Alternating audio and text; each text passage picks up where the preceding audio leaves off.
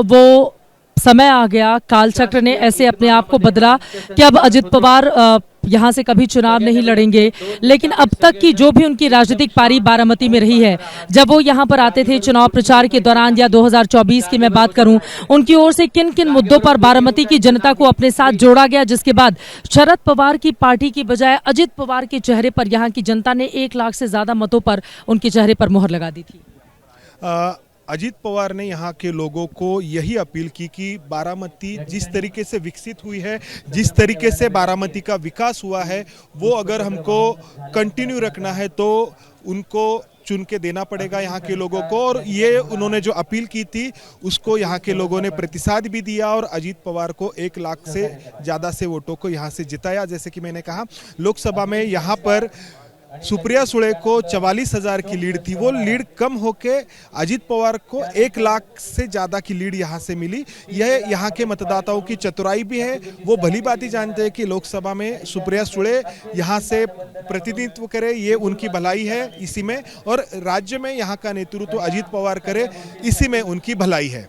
आप यहाँ पर लगातार एबीपी न्यूज के लिए कवरेज करते हैं। मंच पर तमाम विधायक भी अब आ चुके हैं, जो उनकी पार्टी के 40 विधायक जो एक एक करके श्रद्धा सुमन अर्पित कर रहे हैं।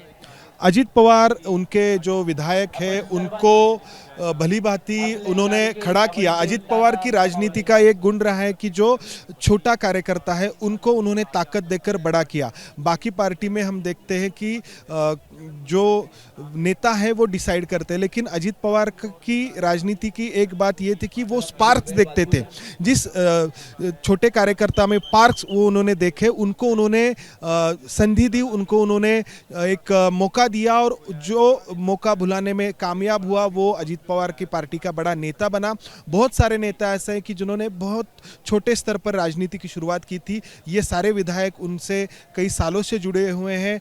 कुछ विधायक जो है वो बिल्कुल नए हैं, जिनको अजित पवार ने पहली बार मौका दिया और वो विधायक बने। एक कोई विधायक हैं जो उन्होंने जाकर उनके बेटे को गले लगाया और उसके बाद बहुत फफक कर वो रोते हुए इस समय मंच पर दिखाई दे रहे हैं। ये जो अभी परिक्रमा कर रहे हैं, ये जो रो रहे हैं वो है विधायक अमोल मिटकरी, जिनको अजित पवार ने पहली बार विधायक बनने का मौका दिया था। अमोल मिटकरी वैसे तो राजनीति में नहीं थे। अमोल मिटकरी जाने जाते थे उनके भाषण के लिए। वो महाराष्ट्र में जो सामाजिक परंपरा रही है उसको लेकर वो भाषण देते थे, लेकिन उनकी जो वक्तृत्व कला है, उनकी जो भाषण शैली है, वो अजित पवार ने देखी और उनको अपनी पार्टी में आने का उन्होंने एक न्योता दिया, और सिर्फ उनको पार्टी में नहीं लिया बल्कि उनको विधायक भी बनाया। और उन्होंने, अमोल मिटकरी ने एक बात कही थी कि मैं सिर्फ 2,500 में विधायक बनाऊं, क्योंकि मुझे सिर्फ फॉर्म सबमिट करने के लिए मेरे गांव से मुंबई जाना पड़ा और वहां पर मुझे रहने के लिए सिर्फ 2,500 रुपए लगे, और इतना ही मुझे खर्चा आया, और ये सब चमत्कार सिर्फ अजित पवार की वजह से हुआ। बिल्कुल। और इस समय आपको बताते चले कि यहाँ पर जो श्रद्धा सुमन अर्पित करने का अभी तक जो कार्यक्रम चल रहा था उसका समापन हो गया है, और अब उनकी जो चिता है उसके आसपास से फूलों को उठाकर किनारे कर दिया गया है, और उनके बेटे अब आगे आ गए हैं। आखिरी जो इस समय क्रियाकर्म होते हैं उसको अब यहाँ पर आगे बढ़ाया जा रहा है। और जैसा कि मैं देख पा रही हूँ कि शुद्ध घी उनके पार्थिव शरीर पर लगाने के बाद अब यहाँ पर मंत्रोच्चार की शुरुआत हो गई है।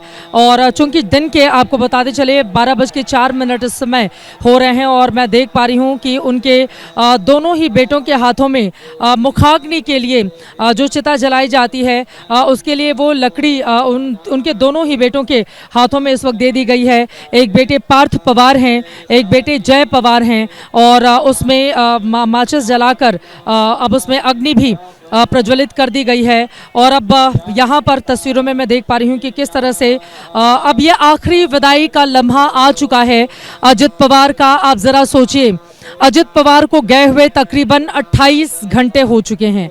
हर कोई स्तब्ध है, हर कोई हैरान है। यकीन कर पाना काफ़ी ज़्यादा मुश्किल है कि अजित पवार अब इस दुनिया में नहीं रहे। उनका प्रिय नेता, जिन्होंने पार्टी को आगे बढ़ाने के लिए तमाम लकीरें खींच रखी थीं, अब वो नहीं रहे। और यहाँ पर मैं तस्वीरों में देख पा रही हूँ दोबारा से घूमकर ये लोग आ गए हैं और मुखाग्नि वहाँ पर मैं देख पा रही हूँ चूंकि उपले भी लगाए गए हैं, वहाँ पर रखे गए हैं और सभी अपने अपनी जगह पर खड़े हो चुके हैं। यहाँ पर अग्नि प्रज्वलित कर दी गई है उनकी चिता में और अब यहाँ पर अंतिम संस्कार के लिए राजकीय सम्मान के लिए जो प्रोटोकॉल होता है वो हो रहा है। ये ऑडियो हम शोक शस्त्र यहाँ पर बताया जा रहा है।